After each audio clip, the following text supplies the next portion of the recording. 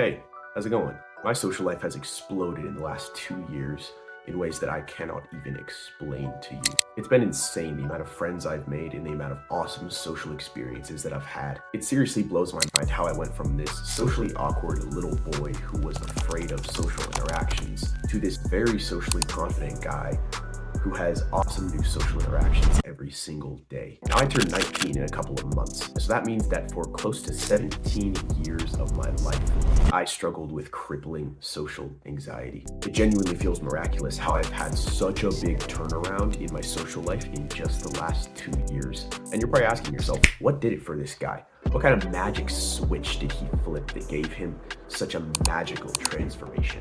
Well, my brother, 2 words: social exposure. Let me explain. Social anxiety is a social problem.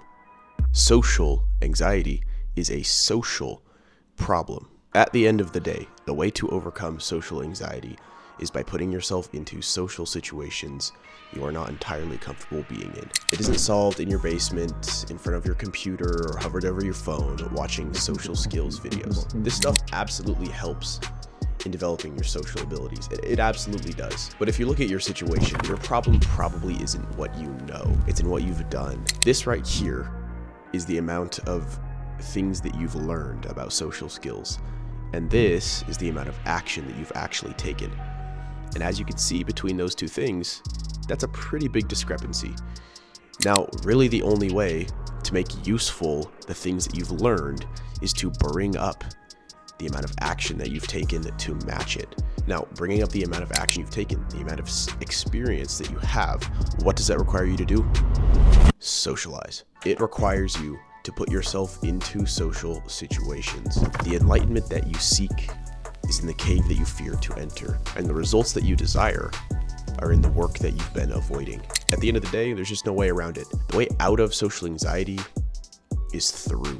It's pushing through hard social situations where you don't feel comfortable, where you do feel anxious, and it's doing it despite that anxiety. To get social confidence, to overcome social anxiety, you need to do social things. And this is what changed it all for me, bro. I stopped over-intellectualizing every little thing and just started speaking to people. And slowly over time, that is what has made me socially confident. Now, anxiety stems from a lack of competence. The more competent that you are in any given field, the more confident you are going to be in taking on the challenges of that field. And even the unknown fears don't scare you because you have such a big experience base to go off of. You have the knowledge that you need in order to take on any given situation. Let me share a great example of this with you. When I was younger, like 10, 11, 12, I was terrified of tornadoes. I was absolutely deathly afraid of tornadoes. You know when you're so scared of something that your stomach hurts? Yeah, that's how damn afraid I was. I remember even at the slightest sight of like a gray cloud, my heart would start racing. And I remember when I was younger, we had some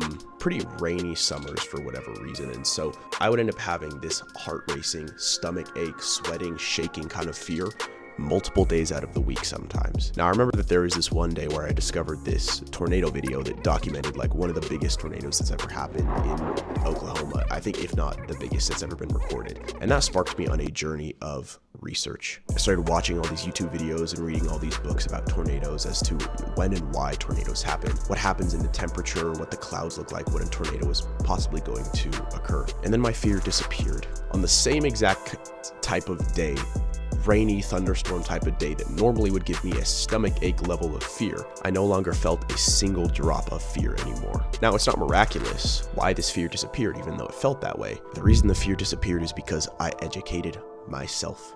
I became more competent as to when and why tornadoes happen. And with that newfound knowledge, I was able to determine from the temperature and the way the clouds looked whether or not a tornado was really going to happen. And most of the time, I understood that, yeah, a tornado is not going to happen. Everything is going to be okay. And that is what made my fear disappear. Now, in order to increase my competence with tornadoes, really only one thing was required for me to take action, and that was to learn. With social anxiety, it is different. You need to learn about social anxiety and then actually take action to build your social confidence. But the principle doesn't change. The more competent you are in social situations, the more you will be able to handle your social anxiety. A key point to understand that I think a lot of guys tend to miss is that the goal of all of this, of building social confidence and overcoming social anxiety is not to get rid of social anxiety. Any negative feeling that you try to get rid of simply gets worse. My fear with tornadoes, the more I tried to get rid of that fear, the more the fear gripped me, period. It was when I educated myself and became more competent as to when and why tornadoes happen that I was able to manage that fear better. So if the goal all this time has not been to get rid of your social anxiety, what the fuck is the goal then? The goal is to act despite your social anxiety. It's to be in a social situation, to feel your anxiety, but then detach from it and act despite that feeling. You are not your feelings. You feel your feelings, but you are not your feelings. And you have free will. You can act despite the feelings that you feel in your body. Your feelings do not define you. Firefighters who run into a burning building, they feel fear. They feel afraid to go into this burning building. It's not that they don't feel fear.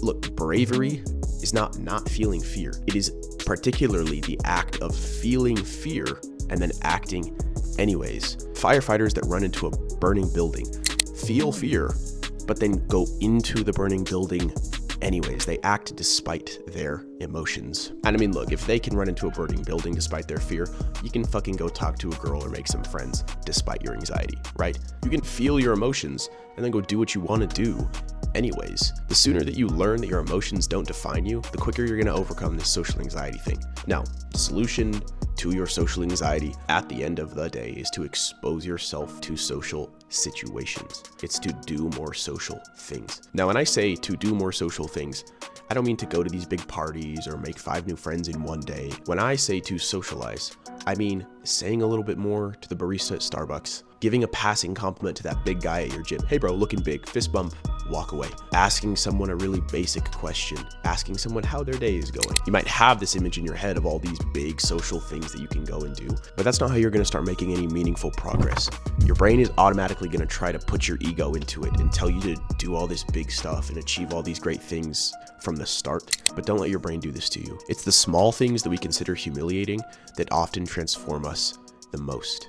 So when I tell you to start socializing, I mean the real small basic stuff. Something you could do once or twice a day that you would feel anxious to do, yeah, but you could still see yourself doing it even though you feel anxious. And I'm not going to sit here and give you some perfectly correct answer. There's no right answers.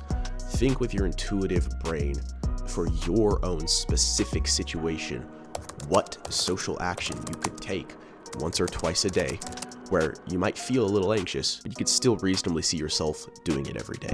For me personally, that was going up to 2 people every single day and either giving them a compliment or asking them a question. So at the gym, for example, I'd see someone that looked kind of big or had a cool tattoo, and I'd walk up and say, hey bro, I think that tattoo is really cool. Where'd you get it from? And then I introduce myself, and if a conversation sparks off of that, cool. If not, I'll just walk away having met a cool new person. But the point of this is that this is something I could see myself doing without too much resistance from myself to go and do it. So for your own self, maybe you could do the same thing I did, but maybe you need to do something even smaller than that. Maybe just asking an extra question to a cashier or a barista at Starbucks, like I said, is what you're going to be able to do. You want to find and do the thing where the difficulty level of the task and your skill level at that thing intersect. You can look at this like a basic L graph. You have your difficulty level of the task here, and then your skill level at that thing here. And you want to find the thing where the difficulty level of the task and your skill level intersect. And the point at which they intersect is your flow state point. See, anxiety is where the task difficulty level is really high and your skill level is really, really low.